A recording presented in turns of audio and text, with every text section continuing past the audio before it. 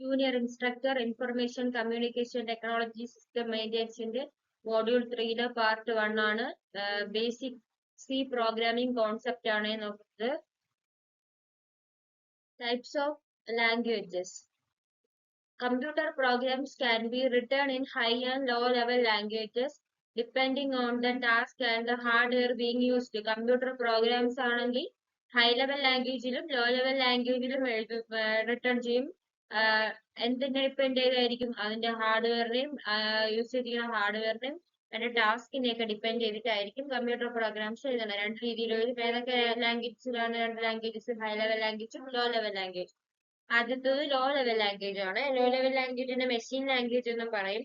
A program written in machine language is a collection of binary digits or bits 0 and 1s that the computer reads and interrupts. നമുക്കറിയാം കമ്പ്യൂട്ടറിന് മനസ്സിലാവുന്ന digits zeros and once ആണ്.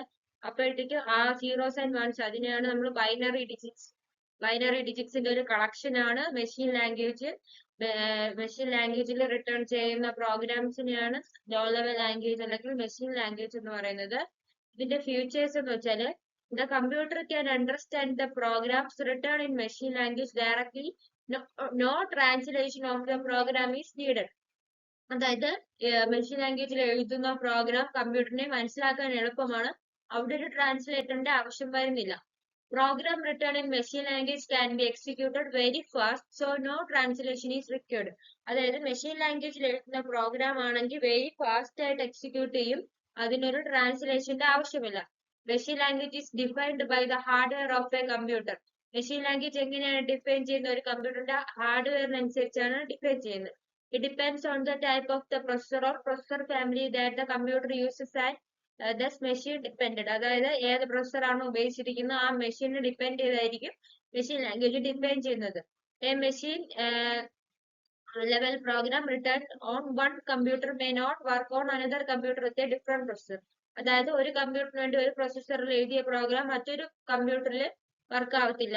It is difficult to write a program in machine language as it has to be written in binary code. Such programs also difficult to modify. അതായത് machine ലാംഗ്വേജിൽ എഴുതുന്ന programmes എന്താണ് ഭയങ്കര difficult ആയിരിക്കും. അത് നമുക്ക് എന്താണ് ബൈനറി കോഡിലാണ് എഴുതുന്നത്, നമുക്ക് മോഡിഫൈ ചെയ്യാൻ ഡിഫിക്കൽട്ട് ആയിരിക്കും. Error occurring chance is high. അതായത് ആ പ്രോഗ്രാം എഴുതുന്ന സമയത്ത് സീറോസും വൺസും മാത്രമായിട്ട് ഉപയോഗിച്ച് എഴുതുമ്പോൾ എന്താണ് അവിടെ തെറ്റുകൾ വരാനുള്ള സാധ്യത കൂടുതലാണ്. The program written in assembly language uses symbolic representation of machine codes needed to program a particular processor or processor family.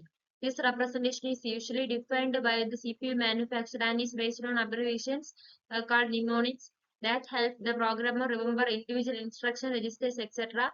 Small English-like representation is used to write the program in assembly language. Assembly language എഴുതാൻ വേണ്ടിയിട്ട് എന്താണ് small English റെപ്രസെന്റേഷൻസും കൂടെ ഉൾപ്പെടുത്തി machine കോഴ്സിൽ symbolic representation ഒക്കെ ഉപയോഗിച്ചുകൊണ്ട് എഴുതുന്നതാണ്. ഇതിനൊരു features എന്ന് വെച്ചാൽ assembly language programs are easier to write than machine language programs. Machine language പ്രോഗ്രാംസിനെ അപേക്ഷിച്ച് എന്താണ് അസംബ്ലി ലാംഗ്വേജ് പ്രോഗ്രാം എഴുതാൻ എളുപ്പമാണ്. Since assembly language program is short English like representation of machine code. Machine കോഡിനെ റെപ്രസെന്റ് ചെയ്യാൻ വേണ്ടി ഷോർട്ട് ഇംഗ്ലീഷ് ഉപയോഗിക്കുന്നുണ്ട്. അതുകൊണ്ട് തന്നെ എന്താണ് നമുക്ക് ഈസിയാണ്. മെഷീൻ ലാംഗ്വേജിനെ അപേക്ഷിച്ച് ഈസിയാണ്. High level language. High level languages are written in the form that is close to human language. Human ലാംഗ്വേജസിന് ഏകദേശം ക്ലോസ് ആയിട്ടുള്ള ഒരു ലാംഗ്വേജ് ആണ് high level language. enabling the programmer to just focus on the problem being solved. അതായത് human ലാംഗ്വേജിന് ഏകദേശം close ആയിട്ടുള്ള ഒരു ലാംഗ്വേജ് ആണ് ഹൈ ലെവൽ ലാംഗ്വേജ്. ഇതിന്റെ ഫീച്ചേഴ്സ് നോക്കാം. Programs are easier to write, read or understand in high level language. High level ലാംഗ്വേജിലെ programs എന്താണ് ഈസിയർ ആണ്, റൈറ്റ് ചെയ്യാനും റീഡ് ചെയ്യാനും അണ്ടർസ്റ്റാൻഡ് ചെയ്യാനും ഒക്കെ ഈസിയാണ്. Programs written in high level language is the source code which is converted into object code using translator software like interpreter or compiler. ഇന്റർപ്രറ്ററും കമ്പൈലറും പോലുള്ള translators ഉപയോഗിച്ചത് കൊണ്ട് എന്താണ് ഹൈ ലെവൽ ലാംഗ്വേജിനെ ഒബ്ജക്ട് കോഡ് അല്ലെങ്കിൽ മെഷീൻ കോഡിലോട്ട് കൺവേർട്ട് ചെയ്യുകയാണ് ചെയ്യുന്നത്. A line of code in high level program may correspond to more than one line of machine code. അതായത് high level പ്രോഗ്രാമിലെ line of code എന്താണ് മെഷീൻ കോഡിന്റെ ലൈനിന് കറസ്പോണ്ട് ആയിരിക്കും. Programs written in high level language are easy portable from one computer to another. ഒരു കമ്പ്യൂട്ടറിൽ നിന്ന് മറ്റൊരു കമ്പ്യൂട്ടറിലോട്ട് പോർട്ട് ചെയ്യാൻ വേണ്ടിയിട്ട് എളുപ്പമാണ്. Examples C, C++, Java, Python. അപ്പൊ നമ്മളെ സിലബസിലുള്ളത് സി ആണ്. അപ്പൊ സി എന്ത് ലാംഗ്വേജിന് ഉദാഹരണമാണ്? ഹൈ ലെവൽ ലാംഗ്വേജിന് ഉദാഹരണമാണ്.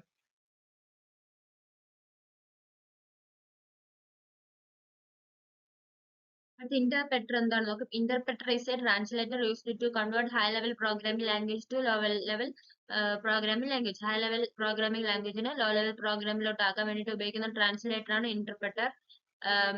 Example Python, JVM, Java virtual machine. JVMന്റെ ഫുൾ ഫോം ഓർത്തിരിക്കുക, Java virtual machine.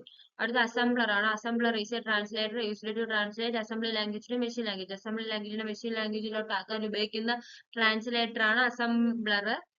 Example Fortran assembly program, macro assembly program. അടുത്ത അൽഗോരിതം ആണ്. It is a complete step by step representation of the solution of the program. Step by step ഒരു step by step റെപ്രസെന്റേഷനെയാണ് algorithm എന്ന് പറയുന്നത്.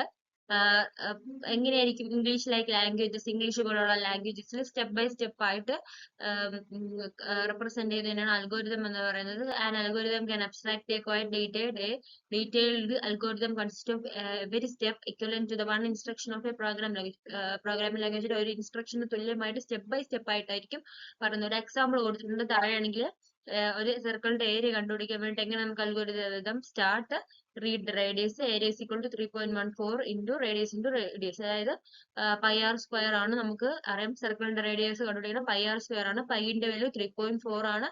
R into R, radius into radius. അതിന് നമുക്ക് radius into radius എഴുതി 3.14 area is equal to 3.14 into radius into radius. അതായത് area is equal to pi R സ്ക്വയറിന്റെ equation. അടുത്ത് എന്താണ് ഏരിയ കണ്ടുപിടിച്ചതിന് ശേഷം എന്ത് ചെയ്യണം? പ്രിന്റ് ചെയ്യണം. Print area stop.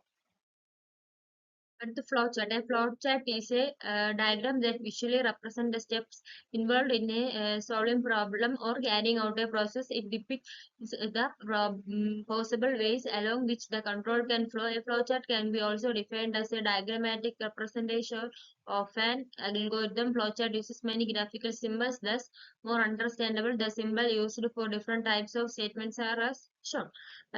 ഒറ്റ വാക്കി പറഞ്ഞു തന്നാല് pictorial representation of an algorithm ആണ് ഫ്ലോ ചാർട്ട്.